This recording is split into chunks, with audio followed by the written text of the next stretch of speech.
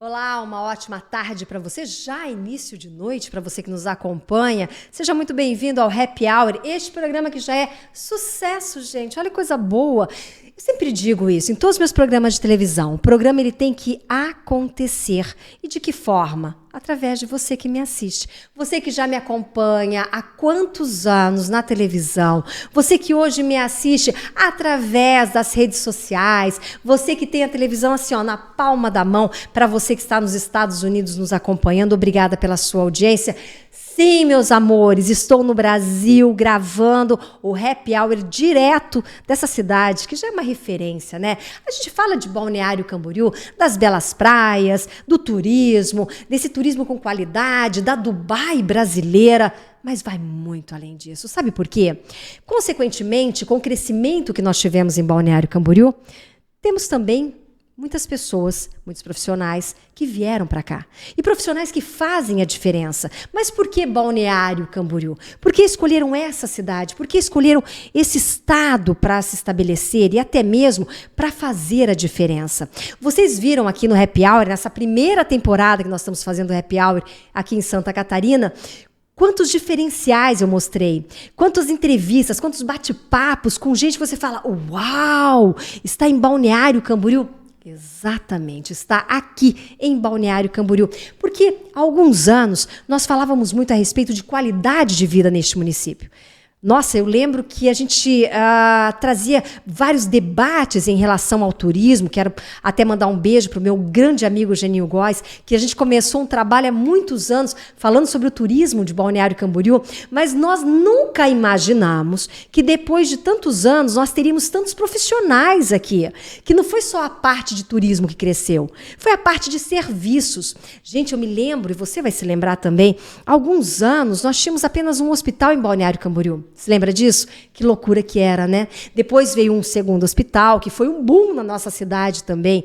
Agora, quando você chega nesse município, no meu caso, depois de 11 anos que eu estou de volta, e me deparo com profissionais médicos, novas tecnologias, ciência pujante, médicos vindo do Brasil inteiro se estabelecendo aqui. Eu falo, meu Deus, eu acho que eu preciso ficar mais tempo aqui. Quem sabe, hein, spoiler aí, quem sabe eu estou esticando um pouco mais a minha estada em Balneário Camboriú. Mas por quê? Porque aqui, além disso tudo que eu comentei com vocês, esse turismo pujante, a gente tem grandes médicos, como esse que está comigo hoje, que é o Dr. Fábio Santana de Moraes. Ele é urologista, sócio proprietário e diretor técnico da Uroclínica Santa Catarina de Balneário Camboriú e de Itajaí. Uma boa tarde, uma boa noite também, né, doutor? Olá, Vanessa. Boa noite. Prazer estar contigo. Eu que agradeço. Seja muito bem-vindo. Perfeita a tua introdução. Acho que Balneário, além das belas atrações turísticas, a gente tem também hoje uma saúde que realmente não deixa ninguém na mão, né? Verdade. Então a gente consegue fazer uma medicina de ponta aqui. Diferencial, é o que eu vejo hoje. Como eu comentei, há alguns anos nós tínhamos apenas um hospital. E aí, muitas vezes, tínhamos o quê? Ou para Itajaí, ou até mesmo para Florianópolis. E, em alguns casos graves, íamos para Curitiba. E hoje está se tornando uma referência de centros médicos aqui em Balneário Camboriú. Verdade. Eu acho que o público que acaba vindo morar aqui é uma população, às vezes, que prefere, né, ter mais tranquilidade e precisa ter também segurança na saúde. Precisa ter esse serviço à disposição. E eu acho que Balneário se destaca hoje por um polo de medicina, né? Então a gente tem um hospital, hoje tem um serviço de cirurgia robótica no hospital da Unimed, hoje existe um outro hospital, que é o Hospital do Coração, que está se estruturando melhor, e as clínicas, vários colegas de várias especialidades fazendo uma medicina realmente com muito valor. Quando a gente fala a respeito de qualidade de vida, doutor, são alguns pilares que nós colocamos: segurança, a saúde em primeiro lugar, depois segurança, e enfim, e um município que te dê uma infraestrutura para que você possa realmente viver com qualidade. E hoje nós encontramos isso em Balneário Camboriú. Eu tô muito feliz em poder falar e dizer, porque são muitos anos dentro deste município, eu vi esse município crescer. E hoje estar de frente com um médico como você, com essa tecnologia que nós vamos falar daqui a pouquinho a respeito, neste município, para nós realmente é um grande diferencial. Dizer que Balneário Camboriú também tem grandes médicos, centros médicos, e a nossa saúde hoje ela se torna uma referência para o Brasil, isso é muito... é um privilégio poder dizer que a gente mora num município... A gente, olha, estou falando gente de novo, né?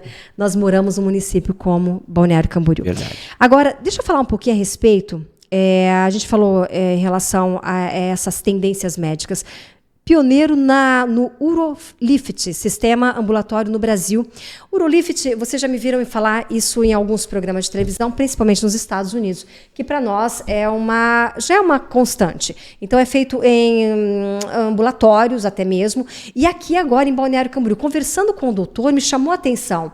Mas Urolift em Balneário Camboriú, explica para a gente primeiro, doutor, para quem não conhece esse tratamento, como ele é feito, isso para a gente é muito importante. E o segundo ponto é como também se tornou uma tendência aqui para Santa Catarina. Ok, então assim, tentando contextualizar, né, a indicação do Urolift, hoje a gente percebe que no consultório a principal queixa, né, o principal motivo de consulta do paciente está relacionado à hiperplasia benigna de próstata. Que é uma condição benigna que acomete a próstata, não chega a ser uma doença, mas é uma condição frequente. Se a gente pegar pacientes acima de 50 anos, 50% dos pacientes terão hiperplasia benigna de próstata. E isso acaba, né, promovendo uma dificuldade na hora de urinar, faz com que o paciente acorde mais vezes à noite, faz com que às vezes ele fique com um pouco de gotejamento ao final da micção. E o paciente, muitas vezes... a gente acaba recorrendo para tratar ele medicamentos. Exato. E antes, né, do surgimento do Urolift ou de novas tecnologias que a gente chama de MISTs, a gente ficava restrito a uma cirurgia mais agressiva, endoscópica ou ao medicamento. Okay. E a gente começou a perceber que muitos pacientes evoluíam com uma doença da bexiga como consequência dessa obstrução. O Urolift, ele surgiu nos Estados Unidos, né, na Austrália, na verdade, foi feito o primeiro caso, mas digamos que os Estados Unidos foi quem impulsionou mais esse dispositivo. E hoje já tem 9 anos, né, de uso. No mundo inteiro já foram feitos mais de 350 mil casos. No Brasil ele completou 1 ano. E nós começamos a realizar esse procedimento em outubro do ano passado. Então, recente. Hoje, na clínica, né, por que a gente foi pioneiro? Porque até então era feito só em hospitais. Sim. E acho que uma das grandes vantagens desse procedimento é ele ser ambulatorial. É o paciente não precisar ir para o hospital, não ficar internado e ter uma recuperação rápida. Na grande maioria dos casos, a gente não coloca catéter. O que a gente usa são grampos que fazem uma abertura mecânica da próstata. Isso permite com que ele consiga urinar sem estar fazendo força, sem ter dificuldade. E esse grampo, ele é permanente. Então, ele fica ali provocando um estreitamento, por isso que é lift, né? Exato. Então, ele faz um estreitamento da próstata e permite que o paciente urine melhor. Doutor, para que as pessoas que estão nos assistindo agora consigam ter um entendimento de uma forma mais clara, esse inchaço, é um inchaço, posso chamar de inchaço? É um inchaço? Na verdade, o paciente ele pode ter até uma próstata normal. O que acontece é que ela fica mais elástica. Ok. Como que os sintomas, para quem está nos assistindo, porque chega uma determinada idade, as pessoas falam assim, acho que eu estou ficando velho. vou ao banheiro várias vezes à noite, a micção, como você falou, a urina, ela fica aquele gotejamento, a dor, existe uma dor também. Sim, eu vejo pacientes falando a respeito de dor, mas não sabem o que está acontecendo. Então, o que eu gostaria que o doutor explicasse para quem está nos assistindo, essa próstata, isso que, desculpa o termo, que não é um termo técnico, ela fica mais volumosa? Então, assim, Vanessa, a próstata, ela pode crescer, ou ela pode, às vezes, manter o tamanho, mas ela fica mais elástica. E ela comprime o canal da uretra. Tá. Então, o paciente acaba tendo que fazer um pouco mais de força. A bexiga tem que trabalhar mais. A bexiga acaba tendo que fazer com que a musculatura dela desenvolva mais para tentar passar por esse canal que está mais estreito. Ok. Então, em alguns pacientes, a próstata cresce. Isso. Em outros pacientes, ela não costuma crescer tanto. O Urolift, ele é indicado para próstatas que têm menos de 100 gramas. Tá? Acima disso, ele já não é indicado. A gente usa outras tecnologias, como a cirurgia convencional, a cirurgia robótica, laparoscópica, endoscópica. Né? Então, para próstatas com menos de 100 gramas, o tamanho normal da próstata é em torno de 25 a 30 gramas. Então, aí a gente precisa desobstruir. Qual é o sintoma principal? É esse de que o paciente vai passear com a família, fica procurando banheiro, acorda mais de 2, 3 vezes à noite. Essa vontade de ir ao banheiro constante. Constante. E chega no banheiro não... A esposa reclama que ele está urinando no vaso, que aí, né, ele acaba se adaptando, às vezes tentando urinar sentado para não... Então isso já é um sinal de que ele pode estar tendo já sintomas relacionados com hiperplasia benigna de próstata. Uau! Então, esses são os primeiros sintomas que é um alerta para procurar um urologista. Isso, é um alerta.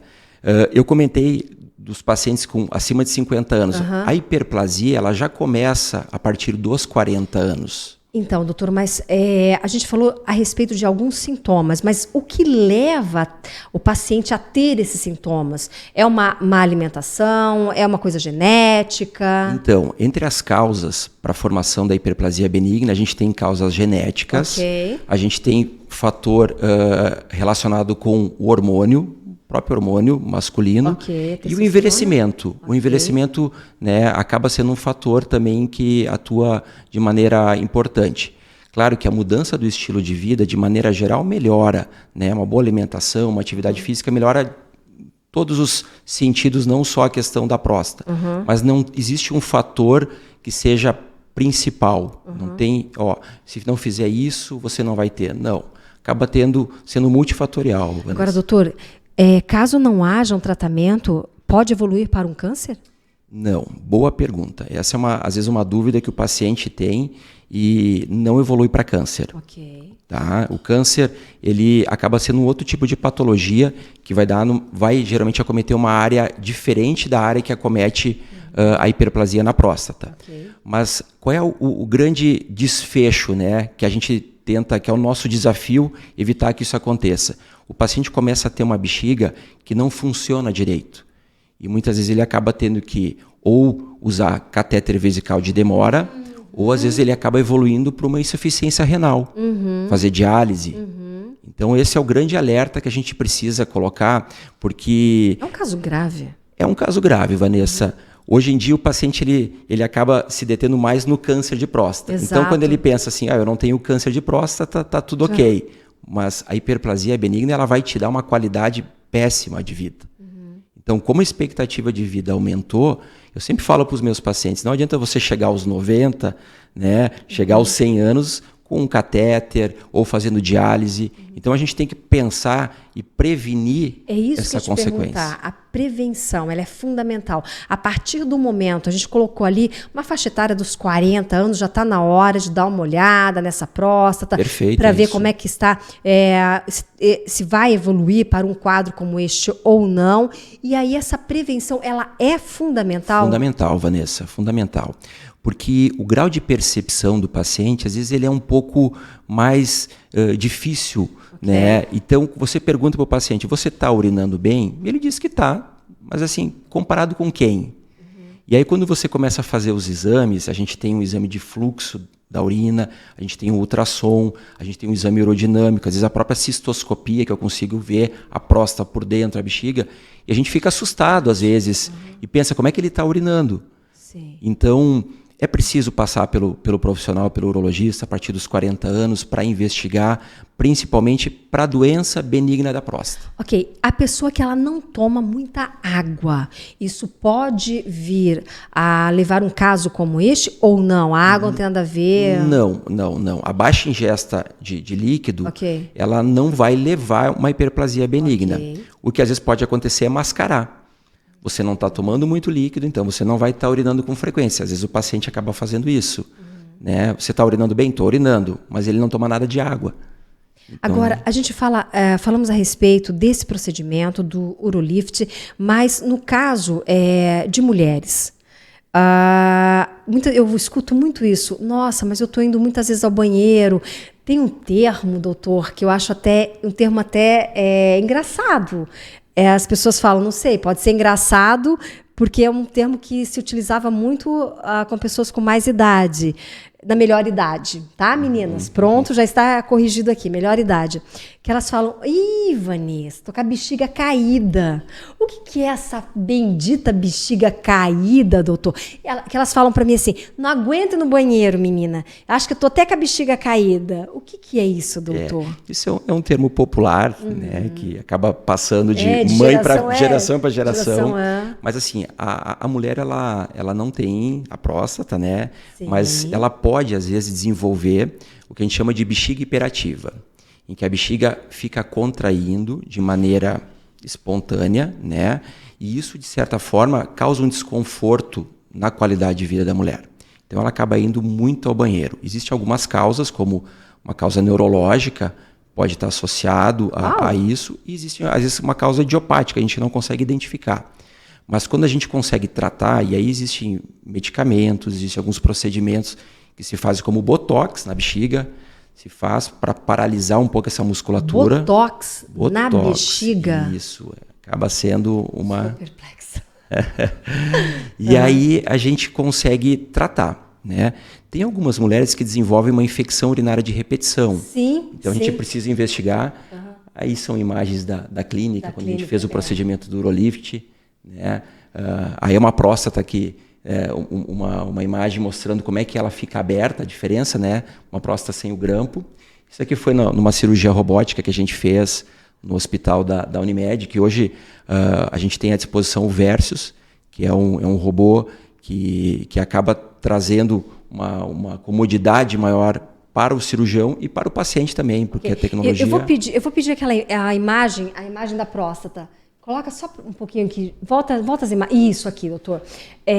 A gente tem o antes e o depois, isso, né? Então, falar dos grampos, aproveitando então, aqui. Assim, ó, ali é uma próstata que está obstruída, que tem os lobos laterais que estão fechando a uretra. A uretra está aí, isto. Quando a gente coloca o grampo no Urolift, o que a gente faz? A gente empurra, né, o lobo lateral da próstata, um grampo é colocado aqui, bem na parte da cápsula, e a outra parte do grampo ela vai aqui na uretra. Então ela comprime. Aqui vai fazer uma isquemia. Tá. Essa porção da próstata ela não vai crescer. Ela vai provocar, a gente chama de apoptose, é um termo, né, mais fisiopatológico, que provoca um alargamento mesmo da uretra. Então, aqui foram colocados 4 grampos. Na média, a gente coloca 4 grampos. Né, e isso, de certa forma, facilita, resolve principalmente essa região aqui, é onde ocorre a obstrução. Existe alguma contraindicação a um procedimento como este, doutor? Existe próstata acima de 100 gramas, né, que é muito grande, a gente talvez precise colocar mais grampos, então a gente evita. Paciente que já teve câncer de próstata ou câncer de bexiga, também a gente acaba evitando. Paciente que tem infecção prostática de repetição e que teve um episódio com menos de 12 meses também. Um fato bem importante, Vanessa, que eu não comentei, é que, como ele é minimamente invasivo e a gente não chega perto aqui do esfíncter e nem dos canalículos que fazem com que na hora da ejaculação, né, acabe saindo, esse paciente que faz Urolift, ele não vai ter distúrbios ejaculatórios, ele não vai ter nenhum sintoma que possa, no pós-operatório, fazer com que ele não consiga mais ejacular. diferente de outros procedimentos. Então, esse é um ganho, porque hoje o homem, cada vez mais tarde, está constituindo família. Exato. 50 anos, 55 anos, e ele não quer perder isso. Doutor, eu fiz uma matéria até em Miami a respeito do Urolift, e uma das perguntas, foi bom, você me lembrou uma coisa muito boa, que chegou de um telespectador, foi isso, que ele tinha medo de fazer e perder a ereção. Olha a neura. Eu posso perder, vou ficar. Como é que fica? Vou ficar sem ereção? Ou, ao mesmo tempo, como que fica a ejaculação depois? Eu quero ter filhos, porque a gente está falando numa idade de um homem sadio, dos 45, 50 anos, estou com esse problema. E eles têm medo de fazer um procedimento e ocorrer a perda da masculinidade. Gente, não tem nada a ver, isso que é importante. Olha o que o doutor está falando. Às vezes, por preconceito, as pessoas deixam de se tratar. Isso a gente está falando é um caso de saúde, né, doutor? Sim. Vanessa, é pertinente essa dúvida, porque até então os procedimentos que a gente tinha provocavam isso. Em 7 a 10% dos pacientes que fazem uma raspagem, RTU, ele pode ter impotência, e em torno de 45 a 65% ele pode desenvolver distúrbio ejaculatório, né? Então, com o Urolift é zero. Ele não causa. Então, essa foi uma das grandes, digamos assim, sacadas desse procedimento, porque além de melhorar a micção, de restabelecer, né, uma micção adequada, ele preserva os distúrbios, qualquer distúrbio sexual. Ele evita que... E o homem realmente, hoje, ele procura experiências. É exatamente isso. Ele quer ganhar, mas ele não quer perder. Exatamente. Então, antigamente, a gente não tinha essa opção. E hoje, com o Urolift, por isso que nos Estados Unidos, você que está lá em Miami, ouve falar bastante do Urolift, nos Estados Unidos foram mais de 350 mil casos. Em 2019, analisando pelos casos do Medicare, ele já fazia 23% dos procedimentos de próstata, né? Então, isso num público de 700 mil, uma população de 700 mil que foram analisadas, é bastante, são mais de 200 mil casos. Então, o homem ele quer preservar a questão sexual, é importante. E a gente tem essa opção hoje que permite que ele melhore a qualidade de vida, e ele não perca. Não tem essa disfunção. Não tem. E muitas vezes eu vejo, quando a gente comenta a respeito deste assunto, a parte de hormônios. E muitos homens dizem assim, não, mas eu vou colocar, a gente tem um chipzinho que é colocado, não sei se aqui no Brasil como está em relação a isso, mas eles colocam um implante de chipzinho de testosterona para que venha melhorar em vários fatores hormonais para que o homem venha ter mais qualidade de vida. Lembrando que esse chipzinho também é colocado em mulheres. Então, falo que é uma febre hoje, os med spa, eles colocarem esse chipzinho, já teve nome de chipzinho da beleza, depois chipzinho da testosterona para homens, para melhorar a ereção, para melhorar a qualidade sexual, enfim. Tanta informação que chega, doutor, que a gente acaba se perdendo. E o que é mais importante, e que eu sempre falei nos meus programas de televisão, é a saúde. Então, muitas vezes, alguns procedimentos que as pessoas acabam fazendo com a receio ou medo, elas não têm medo, doutor, de se colocarem numa situação para ter uma estética favorável. Mas quando é um procedimento ligado à sua saúde, elas dão um passo atrás. Tipo, meu Deus, mas eu vou colocar isso, como é que vai ser? E a gente tem que pensar exatamente o outro lado. Meu querido, não adianta nada você estar bem aqui se você não está bem por dentro. Então, a saúde é de dentro para fora. Não é, doutor? Verdade, Vanessa. As pessoas se cuidam tanto, e o botox na bexiga, eu fiquei perplexa. Eu fiz uma entrevista com um médico que me chamou muita atenção, que é do nervo simpático, que se tornou antipático devido à sudorese que causa, né, nas mãos. E ele falando para mim, não, Vanessa, a gente aplica agora botox nas mãos, para as pessoas não suarem mais as mãos. Então, e o doutor Alex também, um grande abraço, doutor Alex, que está em Miami, e que ele me mostrou o botox também de uma outra forma, sendo utilizado em pessoas com paralisia, até mesmo que tem paralisia facial e tem dado grandes resultados. Então, muitas coisas que são utilizadas para a beleza, hoje são utilizadas dentro da medicina. Então, tendo um avanço espantoso. Eu fico perplexa todas as vezes que eu tenho a oportunidade e o privilégio de sentar na frente de um médico com tanto conhecimento. É evolução, né? Acho que em tudo a tecnologia está avançando e na saúde não pode ser diferente.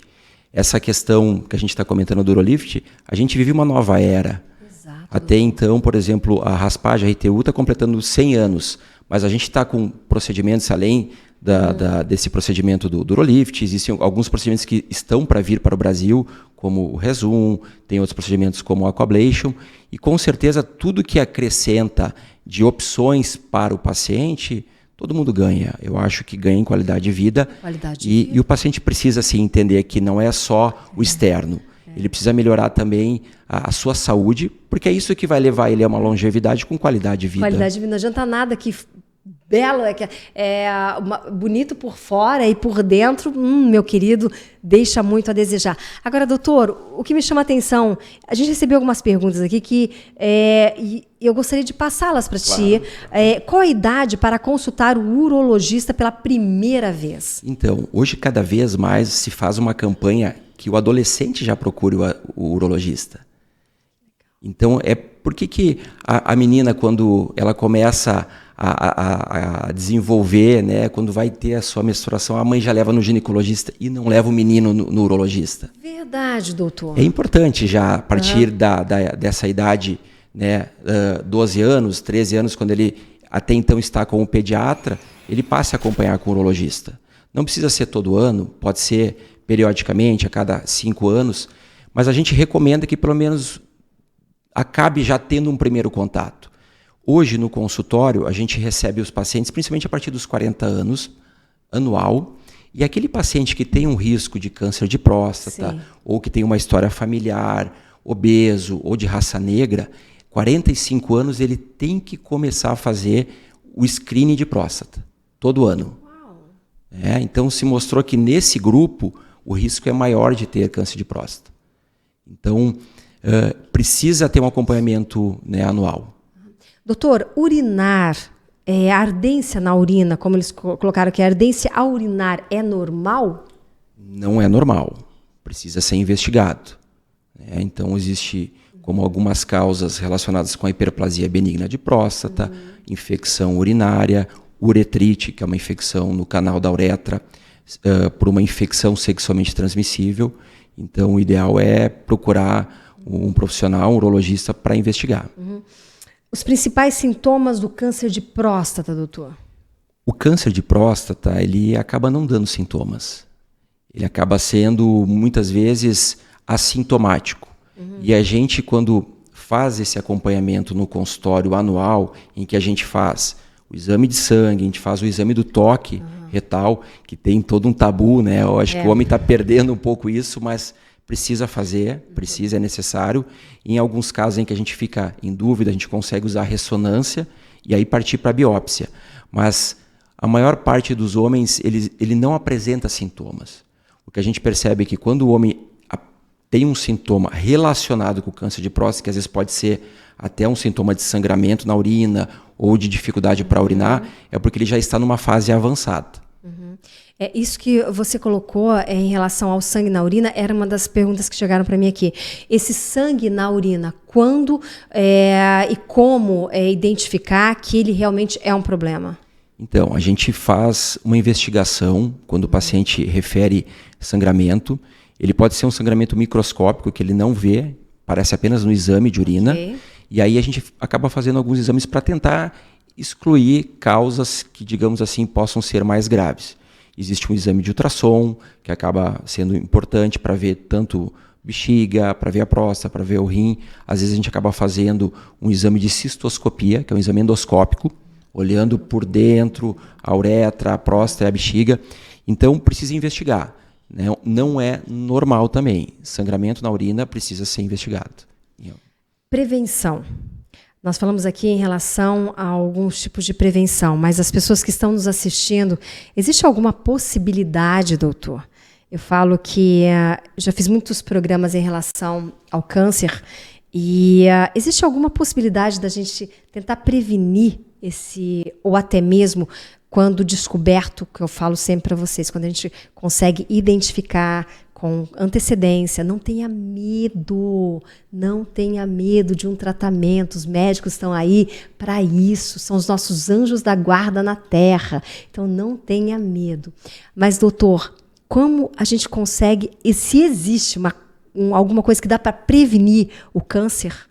Então, Vanessa, quando a gente fala em câncer de próstata, claro que uma dieta saudável, com pouca gordura, né, com muita proteína, uma dieta que seja adequada, que acaba, de certa forma, também atuando em outras áreas do nosso organismo, ela tem um efeito positivo. Mas hoje, dizer assim, isso vai evitar, isso não vai evitar, é difícil. Para câncer de próstata, a gente não tem muito isso. O que a gente consegue é fazer um diagnóstico precoce. Quando a gente consegue diagnosticar precocemente, em mais de 90% é a taxa de cura. Então, a melhor maneira de prevenção, e por isso nós estamos aí chegando em novembro, no Novembro Azul, né? O Novembro Azul, e é quando isso, liga esse sinal de alerta para que os homens pensem um pouco mais a respeito da sua saúde. Se fala em campanha de prevenção ao câncer de próstata. Na verdade, é uma campanha de detecção precoce. Então, por isso o acompanhamento anual é fundamental. Agora, fazer atividade física regular, ter uma alimentação saudável, isso, claro que melhora o sistema imunológico, né? Por exemplo, no Japão, onde foi comparado em que tem uma dieta, né, com níveis de gordura mais baixo do que no Ocidente, o diagnóstico de câncer de próstata foi menor. Então, claro que existe sim um fator relacionado sim com a alimentação. Uma boa alimentação, exercícios físicos, uma visita periódica ao urologista. Agora, de tudo que nós conversamos, doutor, alguns pontos me chamaram a atenção, diferente de outras entrevistas que eu fiz. Primeiro, achei maravilhoso. O menino, a gente se preocupa tanto com a menina, né? A primeira menstruação, vamos levar no ginecologista. Então, sai do pediatra, já passa para o ginecologista.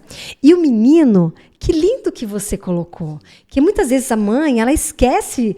Não, mas o urologista já vê como... Nossa, eu vou levar meu filho no urologista. Gente... Eu achei lindo isso, é fundamental. Assim como a menina vai na ginecologista, leve o menino no urologista, para que ele venha a ter uma saúde. E cada vez mais, uma estatística que a gente comentava muito há alguns anos atrás, a expectativa de vida do brasileiro, que tinha aumentado. Mas mesmo aumentando essa expectativa de vida do brasileiro, as pessoas querem viver com mais saúde, com mais qualidade de vida. Tivemos alguns anos falando muito e batendo muito na tecla em relação à qualidade de vida, devido à ciência que vem aí cada vez mais nos trazendo novas tecnologias, procedimentos menos invasivos. Hoje, tratamentos que não são invasivos, feitos em clínicas, que não exige mais aquela internação, aquele procedimento todo que deixava a família quase, adoecia a família também. Verdade. Então, mas com o passar dos anos, as pessoas começaram a relaxar. E não é hora de relaxar, pelo contrário, é hora de você ter mais qualidade de vida. E se isso está tendo hoje uma demanda que você consegue agora buscar uma ajuda, não espere acontecer. Não espere amanhã. Não, meu Deus, vou deixar as coisas piorarem, né? Mas eu vou deixar isso de... Sabe uma coisa que eu escuto, doutor? É aquela assim, eu não gosto de falar de doença. Né? Não sei se isso acontece. Eu não quero procurar porque eu não quero achar. Não quero achar. Só que, gente, pensa... Você vai, viver, vamos supor aí, até os 70, 80, 90 anos de idade. Você está aí na casa dos 40 e já começou a sentir um sintomazinho. Por que você vai deixar isso piorar? Procure um tratamento agora. Para quando você chegar aos 60 anos, você está, Isso aí, eu acho que é importantíssimo, importantíssimo. Né? A ciência está aí para isso, né, doutor? Está aí para isso. A gente, na verdade, estuda para isso, para trazer uma experiência para que o paciente tenha uma qualidade de vida. Então, isso é fundamental. Vai chegar aos 70, 80, mas chegar bem. Agora, doutor, muitos pacientes passam pela sua clínica. Algum que tenha mexido com você, com o coração, que te chamou a atenção? Eu tenho vários pacientes que realmente mexem bastante com a gente, em gratidão, em resposta ao tratamento. Eu vou te dizer, olha, se eu for começar a enumerar, tem muitos pacientes e a gente fica cada vez mais sensibilizado, né, com a maneira como eles recebem o tratamento, como eles respondem. Então isso faz a gente se sentir, digamos assim, satisfeitos pelo trabalho bem feito. Eu te pergunto isso porque quando a gente, normalmente no meu caso, como jornalista, sempre que eu estou na frente de um médico, que é um cientista, que é um estudioso, e a gente fala como vocês precisam ter essa linha de raciocínio, a frieza até mesmo para dar uma notícia ou para analisar um caso e achar um tratamento para aquilo. Mas por trás disso tudo tem um ser humano com um coraçãozinho ali e que se envolve com esse paciente, não é, doutor? Verdade, verdade. Claro que a nossa profissão, a gente vai pegando quilometragem, né? Ao longo, hoje eu estou praticamente, me formei em 2005, né? Então 17 anos. E a gente vai, ao longo desse tempo, adquirindo uma experiência para poder, de maneira clara, objetiva e entendendo, né, o que o paciente deseja. Porque, às vezes, a gente sabe, você sabe na tua profissão muito bem, às vezes você quer falar uma coisa, mas tu deseja outra. Né? E a gente tem que interpretar isso. E a gente tem que ter sentimentos, né? Aquela coisa de dizer que o médico tem que ser frio. Claro, no momento certo, sim. Quando você está executando um procedimento, tu precisa ter um discernimento do que é o melhor para o paciente. Sim. Mas na frente do paciente, a gente não pode ser frio. A gente tem que entender o que ele deseja, a gente tem que acolher. E eu acho que isso se perdeu um pouco ao longo, né, do tempo, e a gente precisa recuperar um pouco isso. Os meus pacientes, eu fico muito satisfeito de saber que eu entrego para eles o melhor. Né? Muitas vezes o resultado não é o que a gente espera, mas a grande maioria a gente sente esse feedback positivo, assim. Um atendimento mais humanizado, doutor? Sempre. Eu acho que precisa sempre ser humanizado. A gente precisa sempre se colocar no lugar do paciente. Porque a gente nunca sabe quem está na nossa frente, né? Com certeza. E é bem isso. Dependendo da forma que esse paciente recebe essa notícia, eu falo que o cérebro ele tem um poder tão grande ou de te curar ou de te adoecer. Então, dependendo, conforme você fala, aquele paciente recebe a notícia, ele vira um kamikaze. Então, eu não sei, eu quero muito que você me ajude ao meu telespectador também entender isso, porque a importância de você receber uma notícia, você lidar com isso, você fazer esse tratamento e saber que muitas coisas estão aqui no seu cérebro. E se você pega um médico humanizado que fala para você, olha, vamos fazer isso juntos, vamos enfrentar isso juntos, porque a gente acaba confiando tanto no médico, né, doutor Fábio? Claro. A gente acaba confiando tanto a nossa vida e os familiares também. Então, a responsabilidade é grande, mas, ao mesmo tempo, depende muito do paciente. Sim. A comunicação ela é fundamental. A maneira como você coloca para o paciente o que ele tem, né, de maneira talvez clara, mas assim, mostrando para ele que existem, né, maneiras de tratar, existem formas de resolver, é fundamental esse acolhimento. Ele precisa estar acolhido. E acho que a comunicação faz esse papel. Maneira de olhar nos olhos, a maneira de receber o paciente. Eu acho que tudo isso acrescenta, né, uma confiança a mais, que ele sabe que você está fazendo aquilo que ele precisa naquele momento. Eu já tive alguns médicos em entrevista e a gente já colocou pacientes junto e falando, e o paciente e o médico, e eu achei interessante pelo fato que falar para o paciente assim, querido, depende de você. E o médico fala assim, olha, depende de você, eu estudei para isso e tá aqui o que eu posso te entregar de melhor. Mas agora tu vai para casa, porque eu não posso ir para casa com você. Então, daqui para frente, o tratamento também depende muito desse paciente que vai dar sequência. Porque o doutor não vai estar 24 horas ao lado do paciente, né? Então, apesar de que hoje com o WhatsApp a gente quase que fica 24 horas. O paciente, geralmente eu costumo dar meu WhatsApp para os pacientes, mas eles entendem. E às vezes, conforme a gente consegue, a gente vai respondendo. Ai, doutor, achei ótimo. Dou o WhatsApp pro meu paciente na madrugada ali, doutor Fábio, então, e aí, tô na banheira agora. Às vezes ele tá com dor, tá numa crise, com uma cólica renal, então eles já sabem, já mandam mensagem para mim. Boa, doutor. Cólica renal.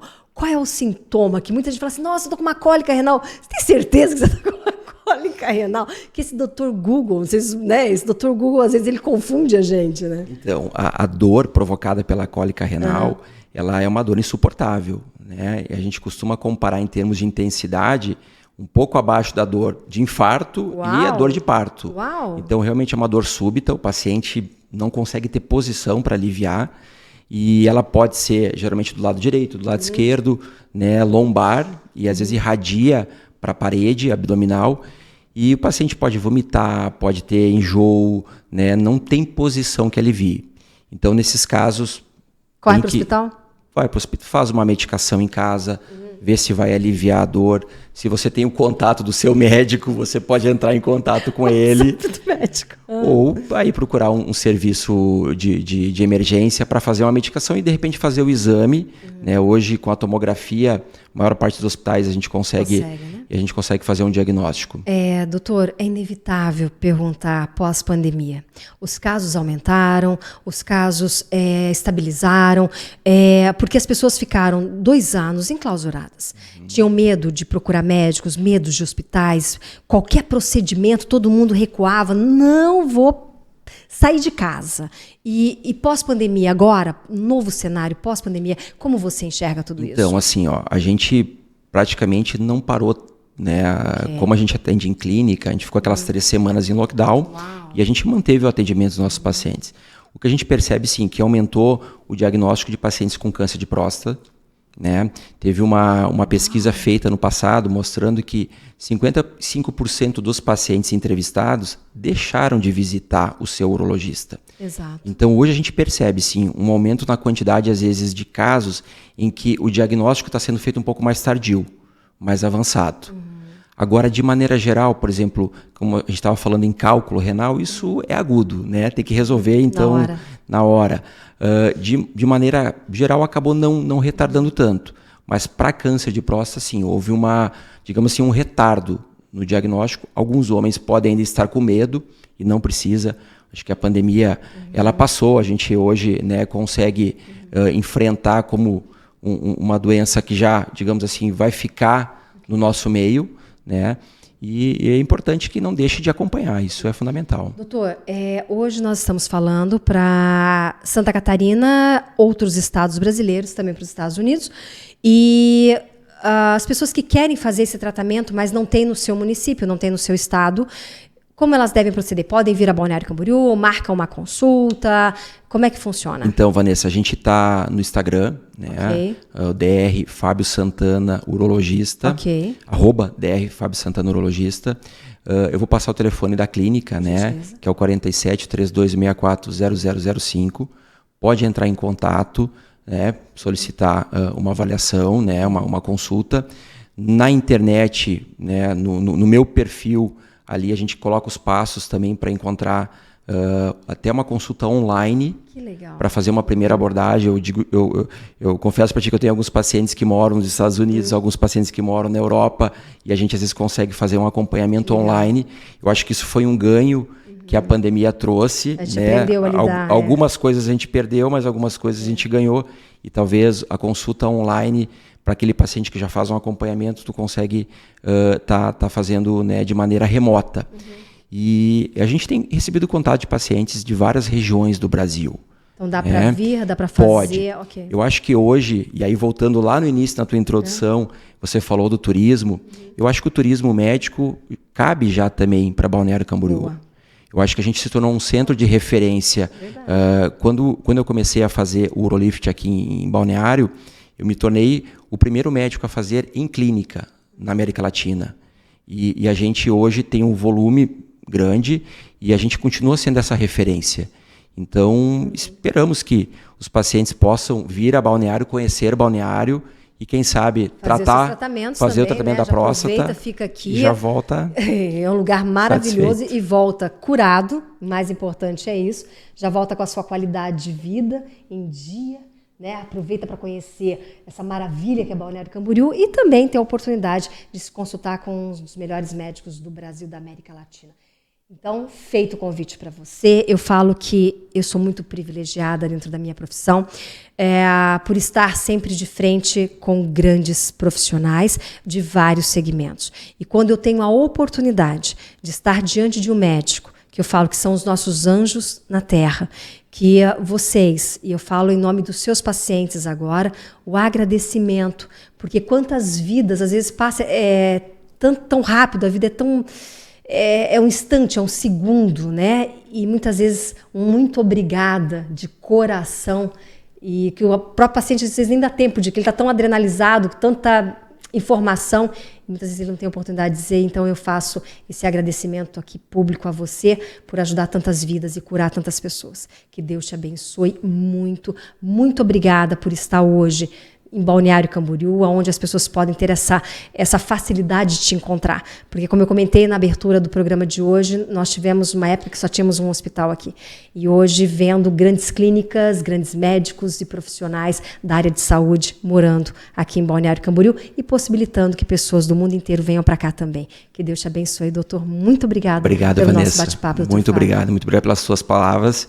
Agradecimento pelo convite, espero que eu venha muitas possa vezes, ter ajudado os teus telespectadores, e a gente fica à disposição de quem precisar, e agradeço muito, muito mesmo. Eu que agradeço, parabéns pelo seu trabalho. Obrigado. Bom, gente, depois de um bate-papo como esse, e aí, tá esperando o quê para cuidar da saúde, para começar agora a cuidar da sua saúde? Como eu disse, você tem que estar bonito por dentro, depois por fora, né? É uma coisa lógica da vida.